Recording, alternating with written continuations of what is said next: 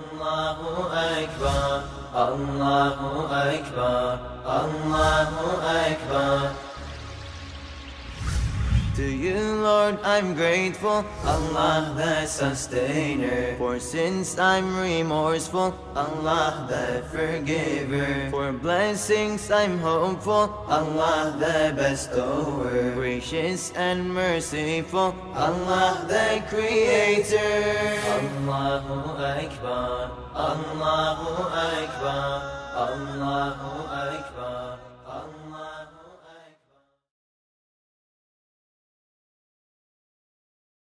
الله الرحمن الرحيم والحمد لله رب العالمين والصلاة والسلام على أشرف الخلق أجمعين محمد وأهل بيته الطيبين الطاهرين اللهم صل على محمد وآل محمد وعجل فرجهم. We are still discussing the subject of Imamate of Imam Ali alayhi salam in the Holy Quran, and today we start with the fourth verse about Imamate of Imam Ali alayhi salam, and that is verse 67 in Surah Al-Ma'idah, chapter of the table Al-Ma'idah. Bismillah ar-Rahman ar-Rahim. Ya ayyuha ar-Rasul balligh ma unzila ilayka min rabbik wa in lam taf'al fama ballaghta risalatahu wallahu ya'simuka min an-nas inna Allaha la yahdi al-qawma al-kafirin. The translation, I just read it. O Apostle, O the Messenger, deliver what has been revealed to you from your Lord, and if you do it not, then you have not delivered his message. And Allah will protect you from the people. Surely Allah will not guide the unbelieving people. Now in this ayah, just to study it, it looks there are three parts of it. The first part is order to the Holy Prophet to deliver the message which has been revealed to him by Allah subhanahu wa ta'ala. Ya ayyuha ar-Rasul balligh ma unzila ilayka min rabbik. O the messenger, deliver to people, tell the people what has been revealed to you from your Lord. So there was a message revealed to the Prophet, and there is an order. Allah subhanahu wa ta'ala ordered the Prophet to deliver that message to people. The second part is threatening part. وَإِن لَمْ تَفْعَلْ فَمَا بَلَّغْتَ رِسَالَتَهُ. If you do not deliver this message, then as if you have not delivered the message of God to people at all. So why that threatening there, and what is importance of this message? That if this message was not delivered to the people, as if the Holy Prophet did not do any good for people, because he has not delivered the message of God to the people. The third part, Wallahu ya'simuka min an-nas, and Allah will protect you from the people. It shows what? That the Prophet was hesitant to deliver that message. Why? He is afraid from the people, and he was waiting or calling for Allah subhanahu wa ta'ala to protect him from the people. So Allah ultimately gave him that protection, that will protect you from the people. And then at the end, the fourth part, إِنَّ اللَّهَ لَا يَهْدِي الْقَوْمَ الْكَافِرِينَ. Allah will not guide the unbelieving people, the kafirs will not be guided. It shows that this message is so important that those who do not believe in this message are regarded in this ayah as they are kafir, and Allah will not guide them to the right path. So that is the general discussion or the meaning of this ayah. Now let us come into more details. If we read the tafsir of the Holy Quran, Asbab al-Nuzul, the reason why this ayah was revealed to the Prophet and where it was revealed and what are the circumstances, there is a lot of discussions in books of tafsir. Many views, many ideas, a lot of ideas are there. There are, let us say, hundreds of hadith in this subject has come. But I would like to summarize all that to make it in short. It looks from studying the different hadith, the first part of the ayah came when the Holy Prophet was in Arafat.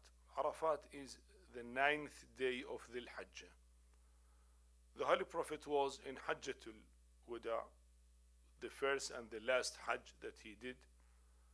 So that was on the 10th year of his after Hijrah.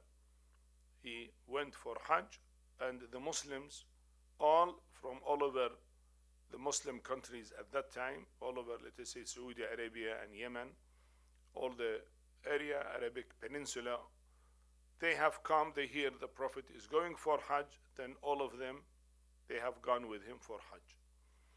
And when they did A'mal of Hajj, first they do Umrah Tamattu, and then they do Hajj. And one of the deeds of Hajj is to go to Arafat and to stay in Arafat on the 9th day of the month Dhul Hijjah, the obligatory time from the midday till sunset.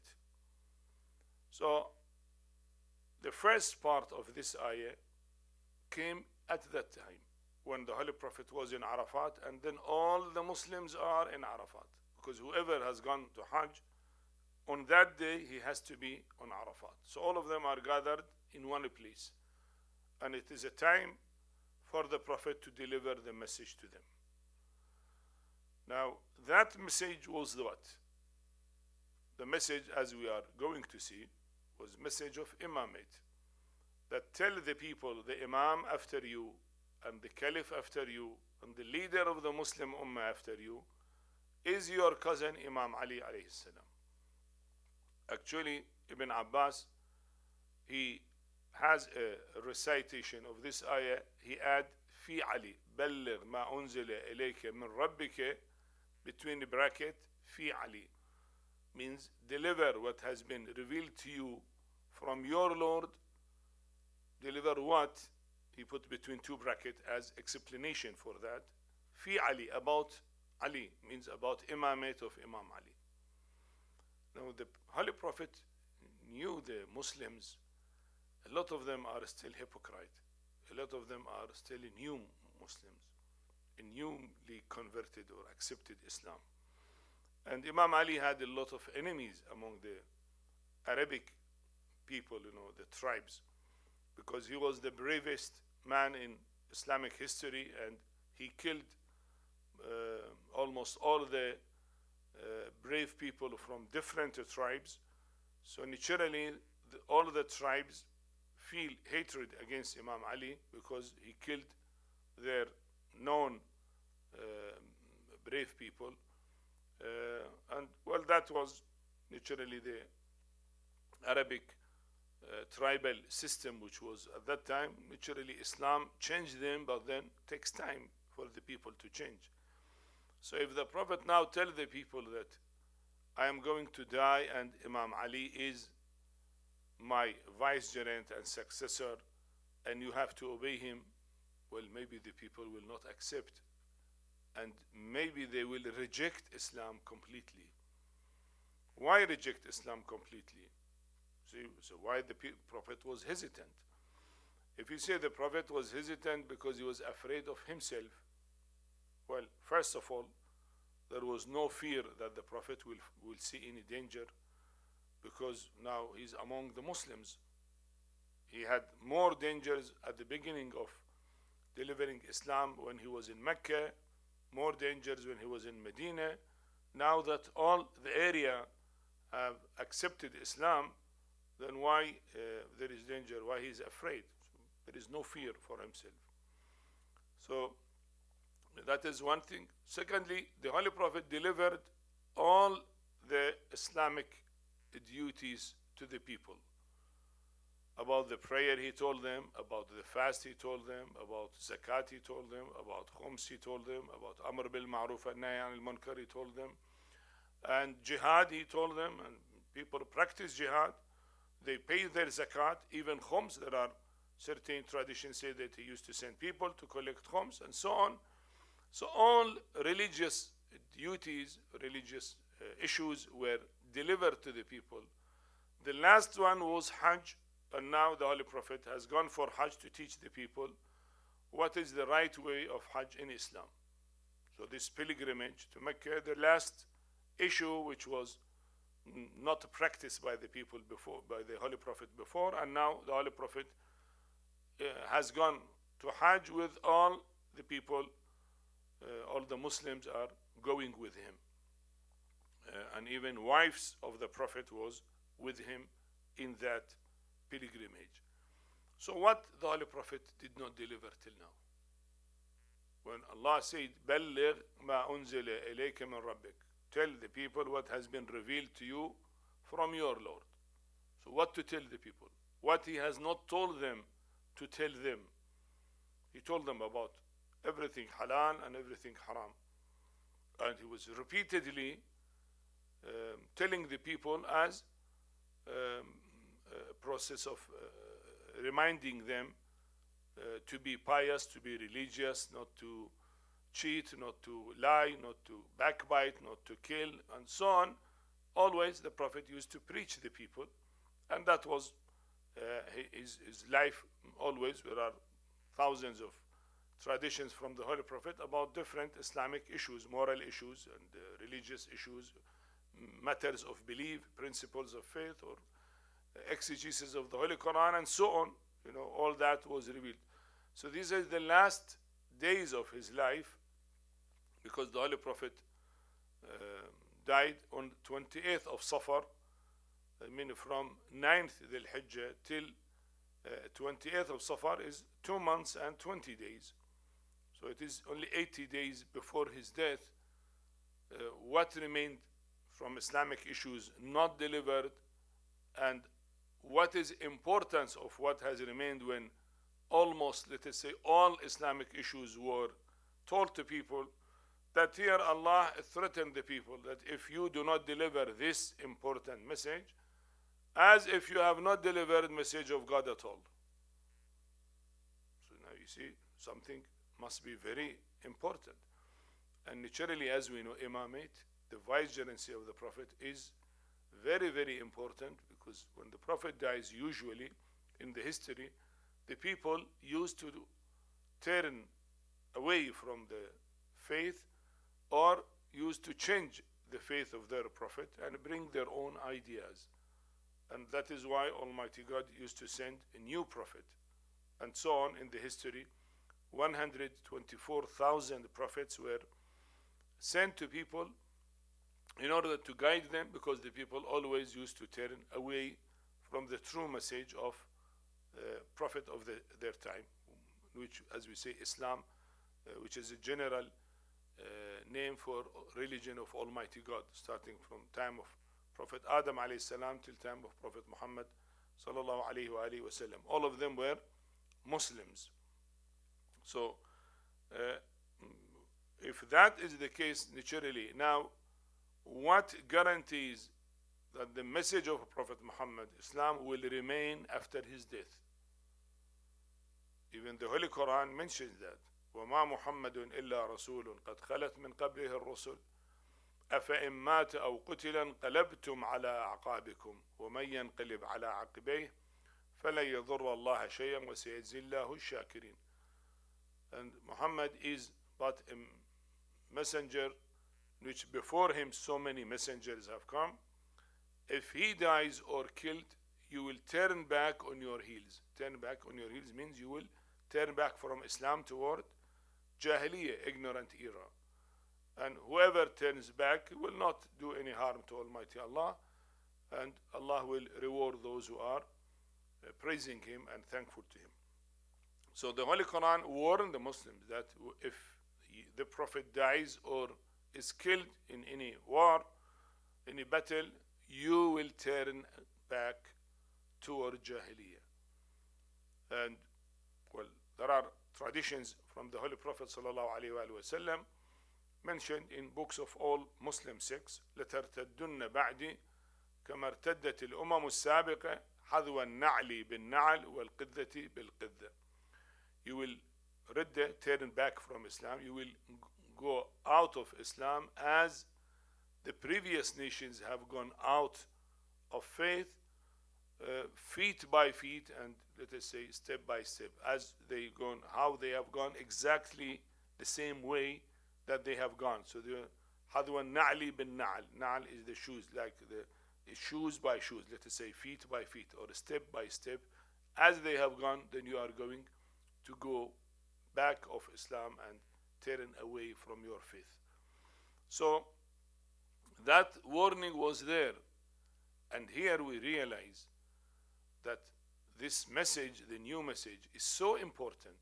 Imamate is so important that if the Holy Prophet do not appoint the right Imam, and that is Imam Ali alayhi salam, and will not tell the people about it, and he is going to die, and then others will be the Imam without knowing the right Imam, then Islam will be ruined completely, and all the services done by the Holy Prophet will go in vain. Nothing will remain, because we'll turn completely, as the previous religions have been changed by people who came after their prophets. So here the Holy Quran insists to the Prophet that بلغ ما أنزل إليك من ربك. Of course, the Holy Prophet, when order comes to him, he was never in history mentioned that he was hesitant to deliver a message. That is another point. Why he is hesitating? When Allah subhanahu wa ta'ala told him that, oh Prophet, tell the people, La ilaha illallah Muhammad Rasulullah. He came in Mecca. He was alone, and he told the people without fearing death. When the order came, Ya ayyuha al-muzammil, Ya ayyuha al-muddathir, or the man who is sleeping and putting garment, you go and deliver the message. He went and delivered the message. When the order came to migrate, he migrated. When the order came to fight with the people who are fighting with him and to defend Islam, then, well, he had more than 80 war and battles in history of Islam without fearing anything. So now this message looks so important and so difficult for people to accept. And as I said, it is not about ordinary thing that, oh, people eat this halal and that is not halal, or this is lawful and that is not lawful. No, it is not, because all that was already done and the message was delivered completely, nothing remained. And beside that, there is no fear for the Prophet. The people tell them that, for example, to eat pig is unlawful, to drink wine is unlawful. For example, it was said already, but for example, if that was the case, he would have delivered that message to people. There is no fear.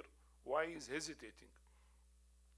And why it is taken as, if you do it not, if you do not deliver that message, as if you have not delivered message of God to people. Why is regarded? So nothing except the vicegerency. And we know from the history how much bloodshed happened for Khilafat and Imamate after the Prophet. Everybody claimed that I am the Caliph, and then he attack others and kill others and so on, that even in books of history they said there was no sword taken, means no war happened on any subject in Islam like the war on the matter of Imamate. Because every Caliph comes, he fight with others and he want to be he the ruler, and he kill all his opponents. And then the other one will come, will do time of let's say from time of Saqifa till time of Bani Umayyah till time of Bani al-Abbas and so on. So every ruler come, he want to eradicate his opponents and he rule. So bloodshed is there. So if Islam is not clarifying who is the real Caliph, who is the real Imam, who is the real ruler appointed by Almighty Allah to mankind, naturally nothing of Islam would have remained. And now the one who is appointed, the people are hesitant to accept because of, as I said, that history. Imam Ali killed almost all the brave people among the Arabic tribes till ultimately they have accepted Islam. So now this man, the people will not accept easily to be their ruler after the Prophet. But Allah subhanahu wa ta'ala has appointed him. And that is all.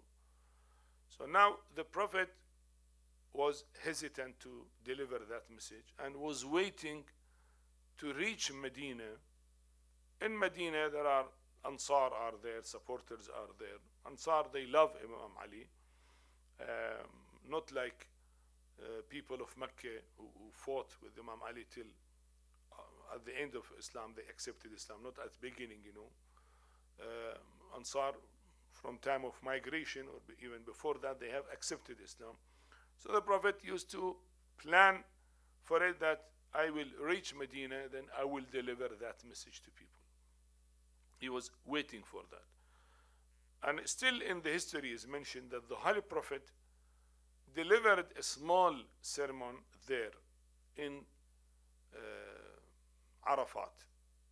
It's mentioned that is in Arafat. This ayah was revealed in Arafat, and the Prophet told them certain things about halal and haram things, lawful and unlawful things, and warned them that inni ushaku an ud'a fa ujib, I am nearly to be called and I will respond. And call means I will nearly will die and then I accept the death.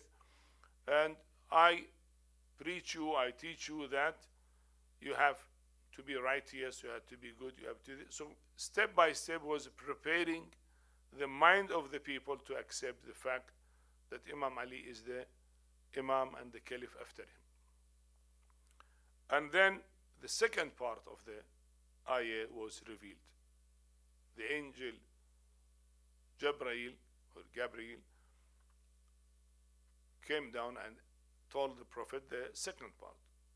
So all the Prophet, he was ordered to deliver the message, and now وَإِن لَمْ تَفْعَلْ فَمَا بَلَّغْتَ رِسَالَتَهُ. And if you do not do as if you have not delivered his means Almighty's God message. So now he asked the angel Gabriel the asma, protection from Allah subhanahu wa ta'ala. He said, if I tell them and all turn away from Islam, then what can I do? So get me permission, or let us say guarantee from Allah subhanahu wa ta'ala that the people will not turn away of Islam. Here يعصمك, protect you from the people, not to protect your body from the people to be injured. He was not afraid for himself to be killed or to be injured. Already he had a lot of dangers in his life. That is at the end of his life. As I said, he was afraid that the people will turn away of Islam. So all that effort for 23 years in his life will go in vain because the people all will turn away of Islam. So what can he do? Naturally, he was looking to the things as a leader and as a wise leader and see what the people can accept, what not, what they tolerate, what not. And as we know, it is the general rule that the prophets, نحن معاشر الأنبياء أمرنا أن نكلم الناس على قدر عقولهم. We, the prophets, were ordered to talk to the people according to what their brain can tolerate, up to their understanding. We cannot talk to them above their mentality and mind. So according to their mentality, we talk to them so that they can accept the facts of religion, not to take it very strange or difficult or find it impossible, So the Holy Prophet always look to the mentality and mind and rationality of the people. Now he knows the people will not accept that. So what to do? If he deliver the message, maybe all will turn away of Islam, and then all his services will go in vain. So he asked the Asma that I need the protection from Allah subhanahu wa ta'ala. And he was waiting for that, or till he reached Medina, and in Medina he will deliver the message of Allah. And then he finished the Amal of Hajj, the 10th and 11th and 12th year, 12th day of the Hijjah, and maybe 2-3 more days.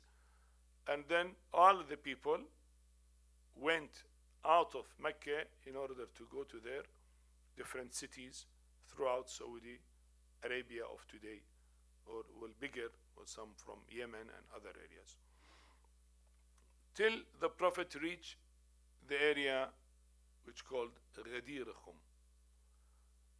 In that area, it was bifurcation of the roads. Some roads will go to Medina, some roads will go to Yemen and to other areas. It was the place where the people will divide and everyone will go to his own city. So there the third part of the ayah came. Wallahu ya'simuka min al-nas inna Allah la yahdi al-qawm al-kafirin. Now that the protection came from Allah to him, the Holy Prophet stayed there in Ghadir Khum, and it is mentioned in the history, he called, some people were ahead of him. I mean, their number, according to historians, were 80,000, some said 100,000, some say 120,000. Let us say about 100,000 people, naturally with their camels and horses and luggage and all that. Is not a small number, it's a big caravan. So somewhere ahead of the Prophet, he asked them to come back. And somewhere behind the Prophet, he waited for them till they reached the area. So all were gathered in one area. And then he asked a pulpit to be made for him. And he stood in the pulpit, and Imam Ali alayhi salam was beside him. And then the Holy Prophet told the people. The sermon of Ghadir is mentioned in books. It is about 14 pages. Not only one word, man kuntu mawlah fahada aliyun mawlah, that we say. Of course, the short of that is this verse, that he said, whoever I am his master, then this Ali is his master. Allahumma wali mawala. Oh Allah, support he who support Ali. Wa'adi man ada, and be enemy of he who is enemy of Ali. Wansur man nasara, and give victory to one who support Imam Ali. Wakhdul man khadala, do not give support to one who is not supporting Imam Ali. That was actually the short of the all khutbah. But when we go through the details, we find the Holy Prophet mentioned a lot of details. First, he started in praising Almighty Allah subhanahu wa ta'ala with a great praise. Secondly, he said that I am going to die, and then Allah subhanahu wa ta'ala revealed to me that I should tell you this message. And the Holy Prophet mentioned that. It is not that we guess that the Holy Prophet was afraid that the people will turn away from Islam. It's not a guess. The Holy Prophet himself said it in his sermon. He said that because I know some of the people will not accept, and some people might hate that, and some people will reject that. So I asked Allah to release me of this duty. But then Allah said, no, you have to deliver the message.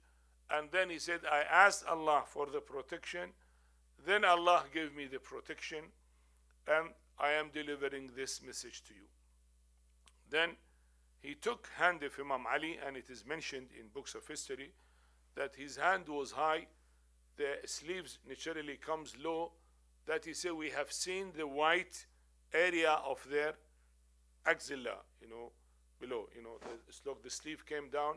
So not that he took his hand like this, he took hand completely there. So it is described in the book of history that we have seen the axilla of both of them, the Prophet and Imam Ali. He took hand up, and he said, Man kuntu mawla fahada aliyu mawla. First he said, Alastu awla bil mu'minina min anfusihim. am I not having more authority? Am I not having superiority to believers than their own authority upon themselves? أولى بالمؤمنين من أنفسهم. They said, yes, your authority upon us is more than our authority upon ourselves. He said, then if I have that authority, anyone I am his master, then this Ali is his master. So he appointed Imam Ali as the master of the mankind, because he is the master of all mankind. Then, not only that, the Holy Prophet, if we read the whole sermon, of course there is no time to read it now, but one can refer to it. We see the Holy Prophet mentioned about the Imams, about Imam Hussain and Imam Hussain, and he mentioned about Imam al-Mahdi alayhi salam repeatedly, and mentioned about importance of Ahlul Bayt, and stressed to the people that you have to follow them. And he stressed the point that لا تقدموا, do not be ahead of them, otherwise you will go astray, and not be late of them, and also you will go astray. Be with Ahlul Bayt always in your life. Don't go ahead of them, you think you know more than them. No, you will be lost. And don't be late with them, you will not reach them, then again you will be lost. You be with them, with Ahlul Bayt. So stress a lot about that, and threaten the people, and threaten the hypocrite, threaten the non-believers, threaten those who feel hatred and enmity. And all that was mentioned in that sermon. So naturally from this, we know that the meaning of Mawla means the master and the authority. Because some people comes and they know that it is a fact mentioned in the history about this sermon and this hadith from the Holy Prophet. They said meaning Mawla means I am the supporter, the lover, the cousin, the friend, and so on. These are different meanings. Well, these are different meanings, yes. But all those meanings will come back to one meaning, that I have more authority. That is awla bihi. That is origin of the word.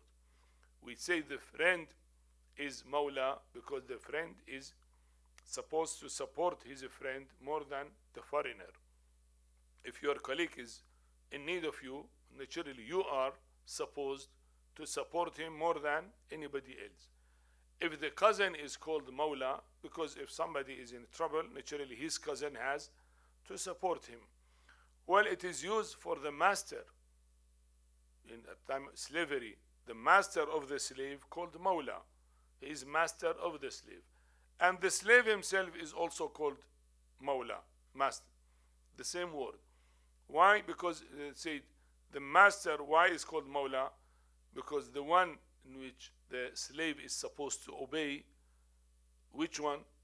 Well, he has to obey his master, naturally, more than obeying any other one. And the slave is called also Mawla because he is also supposed to obey. So that one deserves obedience. This one, he should obey. So both of them in Arabic they called Mawla because the meaning is one. He is more responsible to obey and to follow. So when he said, the Holy Prophet said, am I not alastu awla bil mu'minin min anfusihim? I am not their master or guardian of the believers more than their guardianship or their authority upon themselves, means not the support, not that I am cousin, not that I am brother, not that I am master or slavery, or not in that sense. I am master means I have more authority upon them than their authority upon themselves. And that is the kingdom, the ruler, what you call it, the government, that he is the ruler of the Muslim Ummah, the governor of Muslim Ummah. And so they said, yes, well, your authority upon us is more than our authority. If you order us, you can take all our money and it is ransom for you, because whatever you say, we will obey. You tell us go and fight, we will fight. You say don't fight, we will not fight. You tell us pay khums, pay zakat, we pay khums, we pay zakat. You say no, no. Whatever you say, your order, your law, your word will be accepted. So naturally you have more authority. So he said, now that I have that authority, clarified, whoever I am his master, Ali is his master. And it said, Allahumma wali mawala, oh Allah, support he who support Imam Ali and be with him. So the meaning is very clear. The Holy Prophet is talking about the government.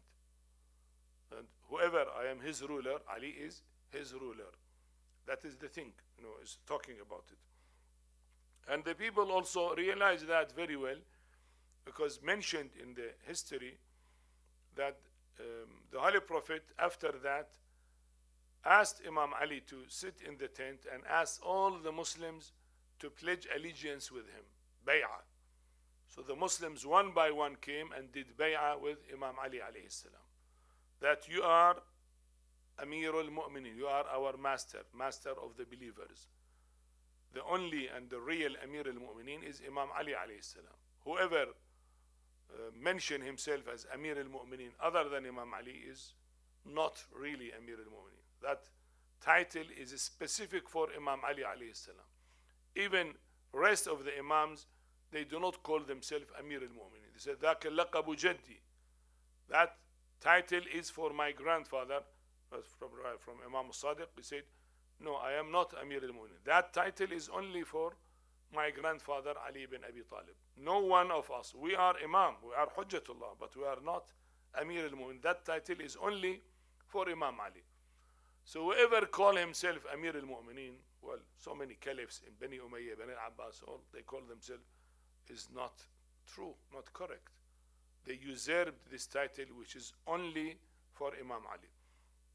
So here, the Holy Prophet asked the people to pledge allegiance to Imam Ali. Even the women, he asked them to pledge allegiance to Imam Ali. And wives of the Prophet also came and they pledged allegiance. Of course, the women were not shaking hand, because that is not allowed, but they used to put a pot of water.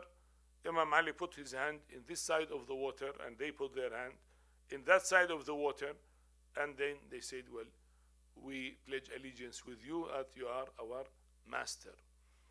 So for 3 days Imam Ali was there, and it is mentioned that the second Caliph Umar, he said, بخن بخن لك يا علي أصبحت مولاي ومولى كل مؤمن ومؤمنة. What happy to you, O Ali. Bakhin is when he said, well, very happy, very good, congratulations to you, O Ali, that you became my master and master of every male and female believer. كل مؤمن ومؤمنة. You are master. So even the second caliph realized that Imam Ali was appointed today as the master of all believers. And that is what we say, Imamate. Imamate is what? You are master of the believers, master of the Muslims. So after that, the Holy Prophet moved from that place and came to Medina. So as I said, what some people, they could not doubt the story because it's mentioned in a huge number of books and so many authors have mentioned it. They created just doubt about its meaning, Actually, when we read the circumstances, the Holy Prophet is gathering all Muslims, and it was a very hot day. And even it is mentioned that some people, they were feeling the sand so hot that it was burning their feet. So they used to put their cloth below their feet so that they will not be burned by the heat of the sand, in the desert. And he kept them for few hours. Some historian mentioned it took 3 hours to deliver the sermon. As I said, it was a very long sermon. Took 3 hours to be completed. The Holy Prophet is doing all that just to tell them, oh, I love my cousin. Ali is my son-in-law and my cousin. All people know that I love him. He is a very good boy. You have to love him as well. Is that the meaning? Naturally, that's not possible. Everybody loves his cousin. everybody loves his son-in-law. Who said that your son-in-law you do not love him? No, he's very known. Actually, Imam Ali was brother of the Prophet at time of brotherhood since beginning of migration. When the Holy Prophet reached Medina and did brotherhood among the Muslims, he chose Imam Ali to be his brother. So everybody knows Imam Ali is a brother of the Prophet, cousin of the Prophet, son-in-law of the Prophet. So what, to collect 100,000 people and tell them, oh people, I love Ali, so you have to love him. That's, not right thing, not really acceptable. So the real meaning, very clear, that it is Imamate of Imam Ali. And the Holy Quran, when he said, if you do not deliver this message, as if you have not delivered the message of God at all. Now, if you do not tell the people that I love Ali, Ali is my cousin and I love him, well, why that you have not delivered the message of Islam? That was already told and the message was delivered. So what that? And then why end in Allah la yahdi al-qawm al-kafirin? So it means that those who do not love Imam Ali also are kafir, and those who naturally do not accept mastership, imamate of Imam Ali, are kafir. So kafir with imamate, not kafir of Islam, because kafir has many meanings. One is unbeliever in God, or unbeliever about the Prophet, or unbeliever about the Imam. So maybe one believer in God, but you do not believe in Prophet to the Prophet Muhammad. So you believer in God, but not the Prophet. We call him kafir as well. Or he believe in the Prophet and Prophet Muhammad sallallahu alaihi wasallam and believe in oneness of God, but do not believe in the Imam. So he's kafir in imamate. He is not believing the imamate as an order of Allah subhanahu wa ta'ala to mankind to believe in it. So this ayah, in short, is very clear and one of the well-known ayah about imamate of Imam Ali alayhi salam, in which the Holy Quran mentions it, and there are hundreds sources mentioning that it has been revealed about Imam Ali alayhi salam, and the Holy Prophet delivered the khutbah of Ghadir. Walhamdulillahi Rabbil Alameen, wa sallallahu ala Muhammad wa alihi at-tahirin. Allahumma salli ala Muhammad wa ali Muhammad wa ajjal farajahum.